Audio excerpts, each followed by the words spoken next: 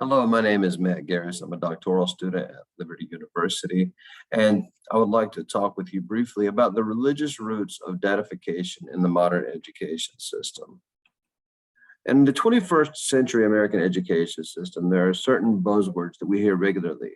Things like accountability, assessment, data-driven, efficiency, evaluation, evidence-based, measurement, testing, and the list goes on and on. All of these things tell the same story, and that is that we love data. In fact, we love it almost religiously.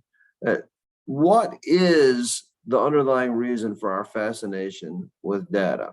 As I was preparing my annotated bibliography, I came across an article that really talked about the history of that. And it turns out that our fascination with data right now actually stems from a deep philosophical disagreement that played out through the early part of the 20th century through two groups of Protestant Calvinists. One of them were English Congregationalists, and they were led philosophically by John Dewey. We know them as the pragmatists, but what they all had in common was they were English Congregationalists.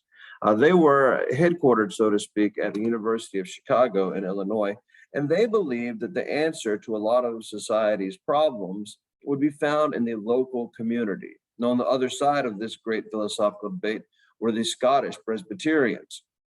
And while they had several people contributing to their philosophy, they were led financially by the wealth of steel magnate Andrew Carnegie. And they were headquartered at Columbia University in New York.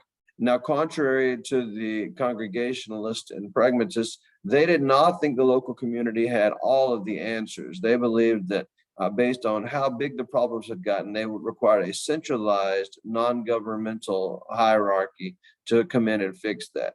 And they based that experience on what they had dealt with historically in Scotland under the Catholic Queen Mary, when the Presbyterian Church was able to thrive as a non-governmental organization, still with a strong central leadership. Now, how did that experience influence what we see in education today? Well, as the United States grew, its problems gradually outpaced what the government was able to respond to. And the Scottish Presbyterians, in response to that, developed the uniquely American system of philanthropic response. And a lot of other countries, as the problems get bigger, the government has to grow to fix them. But the American founders in the Constitution outlined a very limited form of government. And so we see that the American people, typically when there's a problem, respond instead of through growing the government, through charities, through philanthropy, and things like that. And so part of that is the Scottish Presbyterian experience. They understood how to maintain a centralized hierarchy and the benefits associated with that, while at the same time keeping government in its limited role instead of giving it more power than they felt it ought to have. Also, the Scottish Presbyterians believed that democracy, education, moral salvation, social salvation, and progress were fundamentally linked with one another.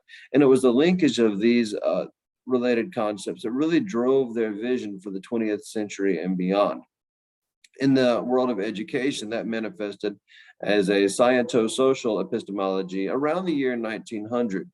A key component of that epistemology was that they needed national standards, not only for curriculum, but also for things like college admissions, teacher licensing, and things of that nature.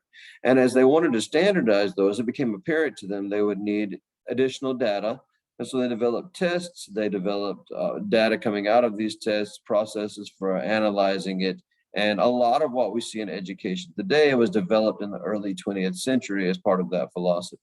Now, it didn't just sweep the country right away. As I said earlier, there was a great debate between the Congregationalists, the pragmatists, and the Scottish Presbyterians up until the launch of Sputnik. When Sputnik launched, what the Presbyterians had believed all along became increasingly clear to the rest of the country, that the problems America was dealing with were too big to just be handled at the local level anymore, and everyone was going to have to come together. And so in response to that, when Congress passed the National Defense Education Act, much of what the Scottish Presbyterians have been wanting for the past 60 years was granted to them. And 60 years later, we still see many of the same things at work in our world today. Thank you so much for listening to this presentation today. I hope it informed you and blessed you. Have a great week. Goodbye. God bless.